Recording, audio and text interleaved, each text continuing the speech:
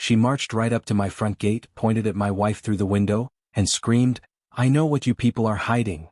Then she slammed a stack of fake violation notices against the intercom and threatened to escalate it to the authorities. I hadn't even had coffee yet. This was the 6th time Karen had come to our house that week. And no, I'm not exaggerating. She had taped notes to our door, blocked our driveway with her golf cart, and even accused our mailbox of being intimidating. Her words, not mine. What she didn't know was that we had everything recorded. The camera at the gate. The voicemails. Even the email she accidentally sent us, meant for someone else, outlining her plan to teach us a lesson. And still she thought she'd win. She had no idea her past was about to catch up with her. That someone from another town would send me a letter that would finally expose her for what she really was. Before we jump into the full story, and trust me it's worth every second, would you mind helping us out a little? A quick like or comment helps the channel more than you know. And we share new HOA stories like this every single day, so if you enjoy wild justice and a little karma, hit that subscribe button too. Oh, and drop your city in the comments. We love seeing where you're watching from. Maybe we'll feature your town next. We moved to Wisteria Creek thinking we'd finally found peace. Quiet streets, neat little houses, and a backyard big enough to start fresh. The house wasn't fancy, but it was ours. After years in a cramped apartment over a gas station, even the air here felt better. We moved in on a Monday. By Thursday we met Karen. She knocked on our door with a clipboard and a smile that looked painful to maintain. "Welcome to the neighborhood," she chirped. "I'm Karen Clevens, president of the Wisteria Creek Homeowners Association. Just doing my rounds." I said thank you and tried to close the door. "Just a couple of quick things," she added, slipping a packet of printed papers into my hand. "Your mailbox is about 2 inches taller than our regulation height, and the trim color doesn't match the approved palette. It's actually supposed to be river fog. What you've got looks more like glacial slate. Easy mix-up." I blinked. "We're not part of the HOA, I said. "Oh, everyone on Lavender Row is," she insisted, her smile now rigid. "Visual corridor properties fall under aesthetic oversight. It's standard." I explained, politely, that our property had been exempt since the original build-out. The previous owner had shown us the documentation. Our deed literally said, "No HOA affiliation." But Karen wasn't interested in paperwork. "Well, I'll leave this with you," she said, tapping the packet. "It's just helpful to be informed. We do expect compliance." The next morning she left a printed reminder in our mailbox. The day after that she stopped by with a sample paint swatch and said it would be less awkward for everyone if we made the switch now before formal notices began. My wife laughed it off. "Let her play dictator," she said. "We'll be polite and ignore it." That worked for about 3 days. Then came the landscaping warning, because our lawn was too natural.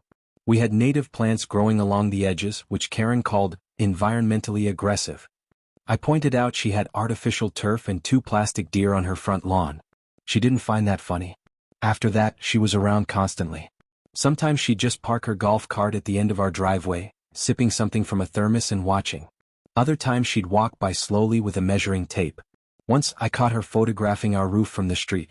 I asked her, again, what she was doing. Her answer? Documenting. For the committee. We weren't on any committee. But that didn't stop her from taping violation notices to our trash bins. Or from putting an envelope under our doormat with a friendly note asking us to consider voluntary alignment with HOA standards to ensure visual harmony. At first, I didn't want to escalate. I was raised to pick my battles. But when we got a certified letter claiming we owed $640 in accumulated fines for noncompliance, with an organization we weren't even in, I lost it. That night I installed a new gate. Wrought iron. Sturdy. Keypad entry. Not even fancy, just enough to say, "Stay on your side." The next morning she was back. "This is against code," she announced from the sidewalk. "We're not under your code," I said, not opening the gate. "You're obstructing community emergency access." "No, I'm protecting my family's peace." "You'll regret this," she said, smiling the way people do right before lawsuits. And then she started escalating. Every other day there was a new notice. A new accusation. One time she said our porch light was weaponized brightness. Another day she called in a loose object report because we had a wind chime hanging too low. She even told a neighbor we were illegals squatting on developer land. We'd lived in this country longer than she had. Then came the weird part. Someone slashed one of our garden hoses. A week later, I noticed a scratch down the side of our car. I checked our cameras but the angle didn't catch it. I bought 2 more cameras. That's when she made her first real move. One Saturday morning I came outside to find a small crowd near our driveway. Karen was standing by her fence, dramatically pointing at a piece of broken lattice and yelling that we had intentionally damaged her perimeter structure. She claimed we threw something over at night, that our dog had broken through. We don't have a dog. She waved her phone in the air, saying she had video. I'll be turning this over to the authorities, she declared. I asked to see the video. She said it was under review. I told her I had 5 cameras pointing at our entire property and a motion sensor light that would have caught anything. She turned red. Later that day I got a visit from Officer Dunley. A welfare check. Neighbor reported escalating aggression, he said. Said you've been yelling threats across the fence line. Let me guess, Karen? He didn't answer. Just asked if we'd be willing to show him around. We did. He saw the cameras, the logs, the screenshots of her emails and texts. He left without writing anything up. But Karen knew we were watching her now, and she didn't like that. The next day she left a new letter in our mailbox. This one had a highlighted printout of some obscure ordinance code and a hand-scribbled note. If you refuse to comply, we will pursue remedies as allowed under community law. You have until Friday. We weren't even in their stupid community. That's when my wife suggested we start building a full archive. Document everything. Because this doesn't feel like it's ending, she said. It feels like it's beginning. She was right. And Karen was just getting warmed up. 3 days after her last note, I found her on our side of the property line, measuring the width of our sidewalk tiles with a ruler. She looked up, not even startled. Routine inspection, she said.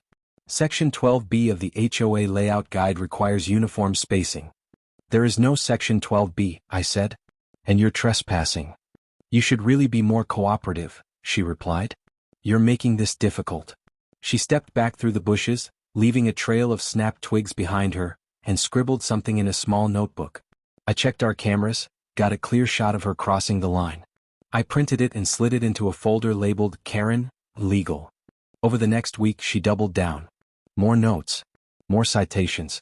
One accused us of harboring mildew on the side of our garage. Another warned that our porch mat could entrap the elderly. Then came her boldest move yet. She blocked our driveway with her golf cart for an entire afternoon. When I politely asked her to move, she waved a laminated pamphlet in my face. According to HOA visual compliance guidelines, she said, your driveway reflects light back into the community lane. It's a hazard. I'm mitigating risk. You're obstructing private access, I said. She smiled. That's your opinion. I had to call non-emergency dispatch to get her to leave. The deputy who showed up clearly didn't want to deal with it. He just shrugged and asked if we could talk it out. Talking's over, I told him. I want a paper trail. He nodded and gave me a report number. That night, someone rang our gate buzzer at 3:27 a.m. No voice. Just silence and a long pause. Then 2 more buzzes. I didn't go out. But the camera caught a blurry figure walking away in a hoodie and sandals. Karen's walk. Her weird, fast little steps like she's always about to be late for something she created herself. My wife was the one who found the scratch. It was a perfect arc, dug deep across the side of her car. Not random. Not accidental. I pulled the camera footage but the angle caught only the edge of our yard. I sent it to a tech friend to enhance just in case. 2 days later it happened. Saturday morning. Bright and warm. I came outside to water the potted palms by the gate, and saw the crowd. Karen was standing next to her car, parked in front of her house, pointing at the back bumper like she'd discovered a crime scene. There were red marks and a dent. Next to her feet? One of our garden bricks. You see, she shouted as I walked over. They're unhinged. I blinked. Excuse me? This, she said, kicking the brick lightly with her toe, came from your yard? You threw it at my vehicle. Or someone in your household did. I looked around. A few neighbors stood awkwardly at the edge of the sidewalk. One man was filming with his phone. Another woman shook her head and walked back inside. You're insane, I said. We haven't touched your property. I have it on video, she replied smugly. Let's see it. She tapped her phone. Oh well, it's uploading. But I've already called the police. This is destruction of property. You're in serious trouble now. Sure enough, 10 minutes later, a cruiser rolled up. Same Officer Dunley. He looked exhausted. Again, he muttered. Karen marched up to him like she'd been waiting to file charges her whole life. She spoke fast, arms flailing, pointing at her bumper and waving the brick like it was a weapon. I stood silently. Let her talk. When Dunley finally came over, I handed him the footage we pulled from our new side camera. It showed her walking to the back of her car with something in her hand, then stepping out of frame. 3 minutes later, the dent appeared. Karen re-entered the shot, set the brick down and started yelling. He watched the whole thing. Then whistled. She's staging it, he said quietly. Trying to pin it on you. I nodded. That's what it looks like. He sighed. I can't arrest her. But I will file a report. And I'll mention this footage. I thanked him and he left. Karen glared at us through her blinds for the rest of the day. Her car stayed parked right where it was, like a monument to her victimhood. That evening, my wife got an anonymous text. Just said, "You're not the first one she's gone after. You won't be the last. She needs to be stopped." Attached was a grainy photo, Karen yelling at another couple in front of a different house. The house wasn't in our neighborhood. We stared at it for a long time. Then my wife looked at me and said, "What if this isn't just about us?" That night we built a second folder. One labeled Karen, Pattern. I posted in a local homeowners group asking discreetly if anyone had previous experience with her. No names. No specifics. Just a general question. One reply. A man named Walt messaged me privately. He said, "Check your mailbox tomorrow.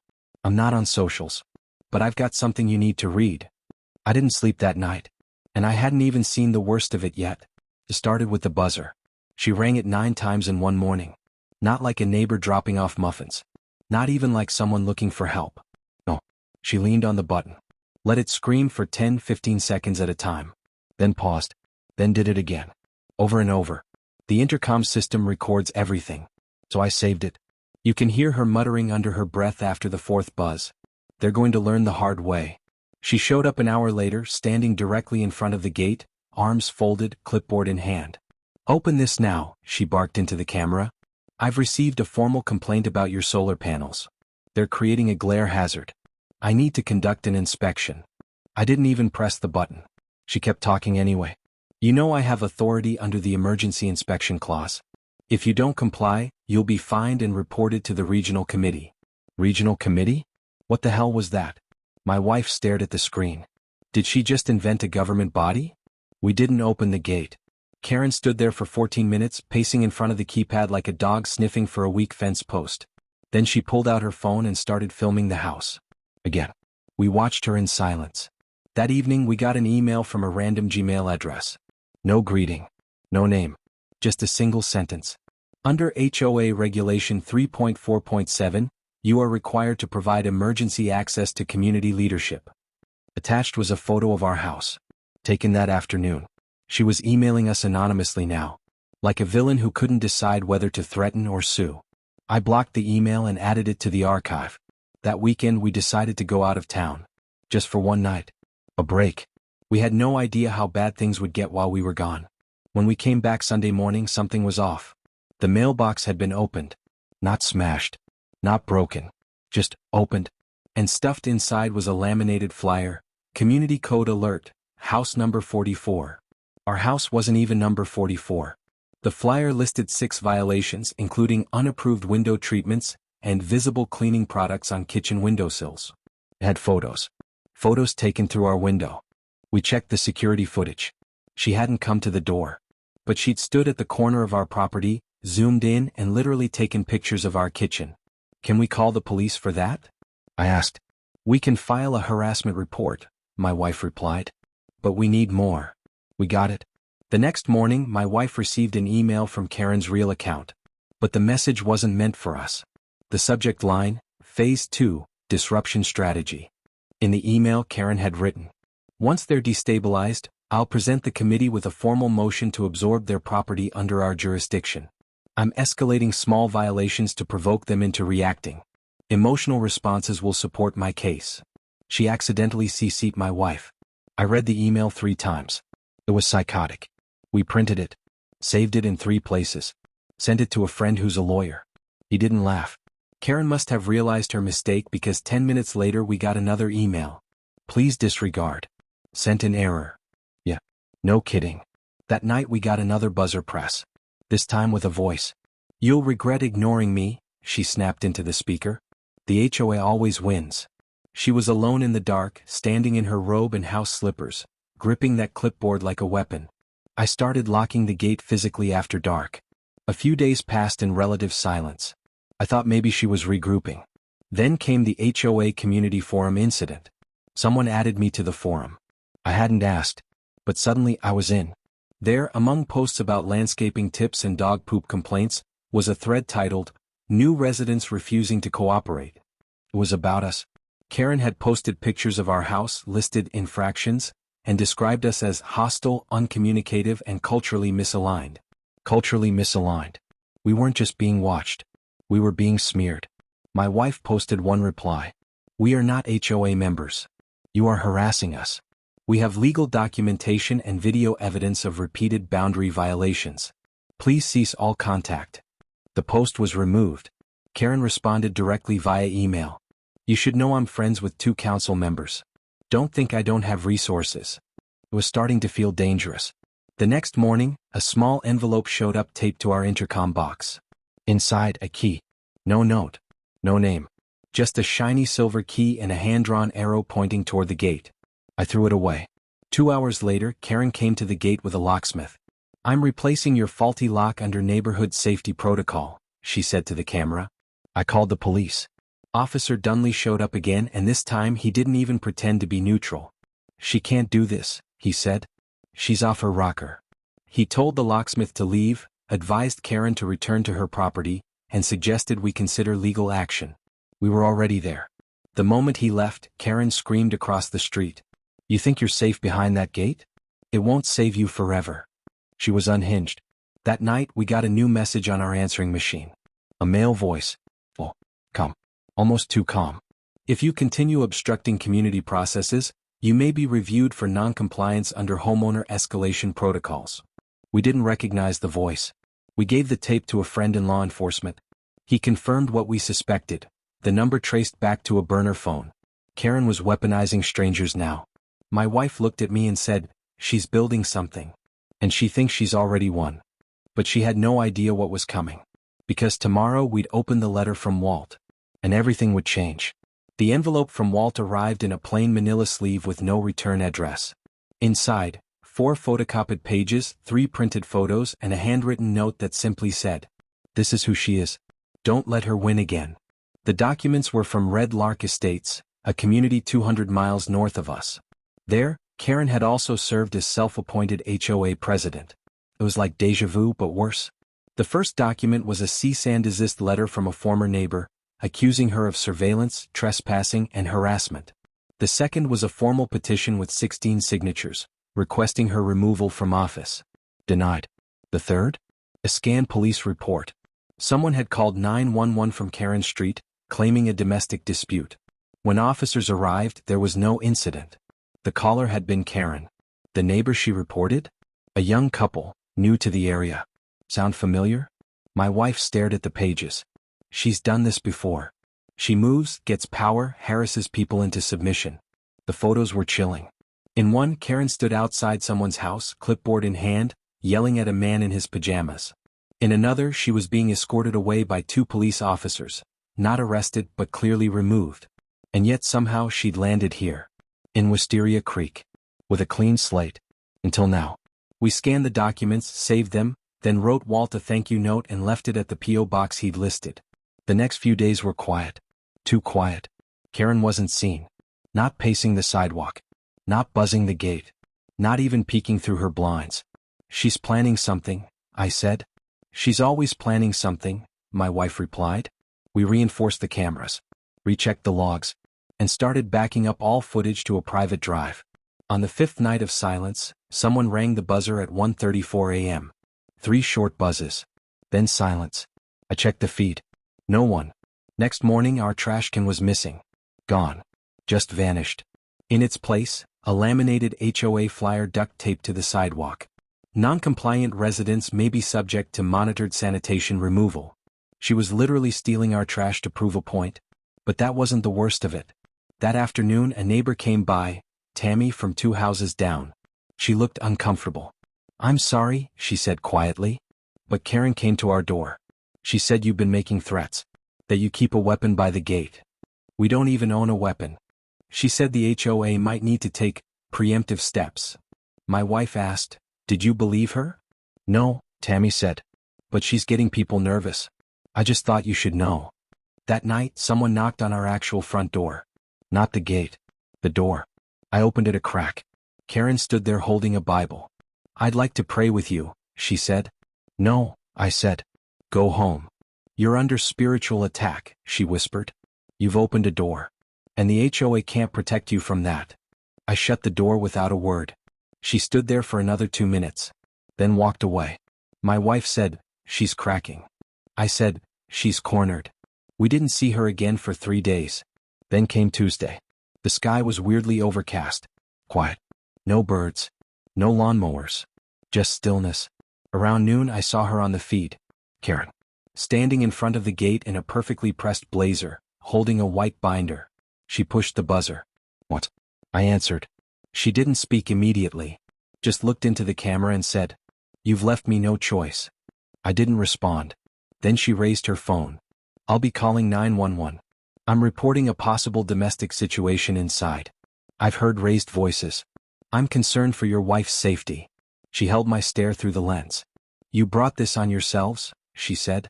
And then she walked away, binder under one arm, phone to her ear. We froze. "She's really doing it," my wife whispered. "She's trying to get you arrested," I said. We immediately checked the cameras. Nothing had happened. No shouting. No sounds. No reason for a wellness check. Except in her mind. I tried calling the non-emergency line. It went straight to hold. My wife, who was off duty that day, picked up her own phone and called dispatch directly. The line rang. She hung up. "If I get through, I can flag it." But the line stayed busy. We waited. 10 minutes. 15. Then we saw it.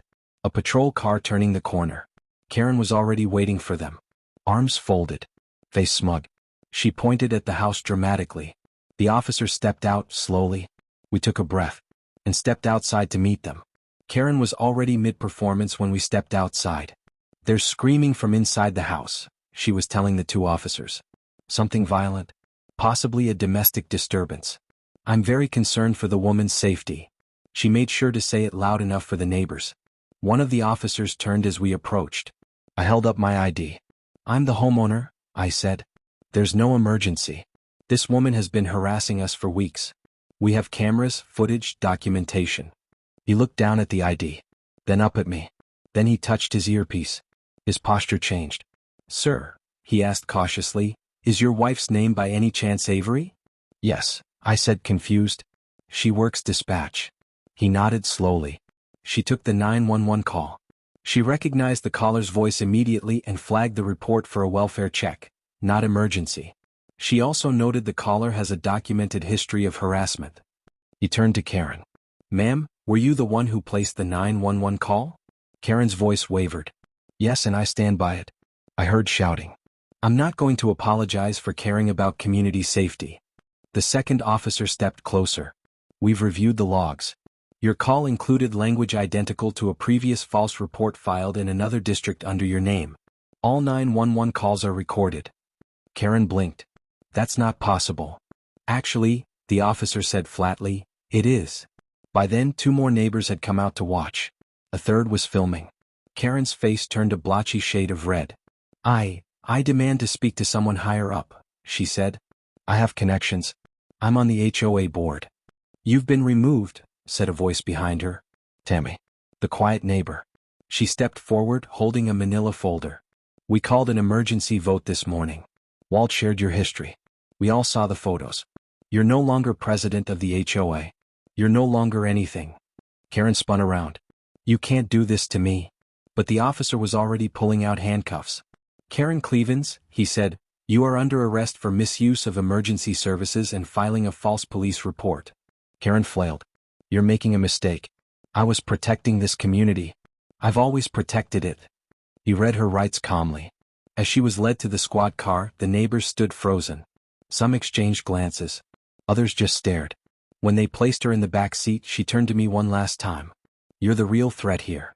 I didn't say a word. She was driven away. The trial happened 3 weeks later. Karen showed up in a beige suit, hair tightly pinned, eyes defiant. But she didn't stand a chance. We had everything. The emails. The footage. The forged violations. The audio from the intercom. The surveillance through our windows. The email she accidentally sent outlining her plan to provoke emotional escalation. And then came the final blow. I submitted the anonymous letter from Walt and the photos from Red Lark Estates. The judge read them carefully. His expression didn't change until he looked at the petition with 16 signatures. "You've done this before," he said. "This isn't overzealousness. It's targeted abuse." Karen tried to speak. Her lawyer stopped her. The verdict? A $5,000 fine. 1 year of probation. 200 hours of court-ordered community service. A restraining order preventing her from coming within 100 feet of us or contacting us in any form. And an official public note added to HOA records. Permanently banned from holding any position of authority. She looked stunned. No clipboard. No speech. Just silence. As we walked out of the courthouse, one of the neighbors from our block stood by the exit. "Thank you," he said softly. "You did what none of us had the guts to do." Karen sold her house and left the neighborhood 6 weeks later. No one said goodbye. We planted 2 sunflowers by the gate the day she moved out. Peace doesn't buzz at 3 a.m. If you stayed to the end, thank you. Like, comment, and subscribe for more wild HOA justice stories. We've got more real tales coming every day. You won't believe what's next.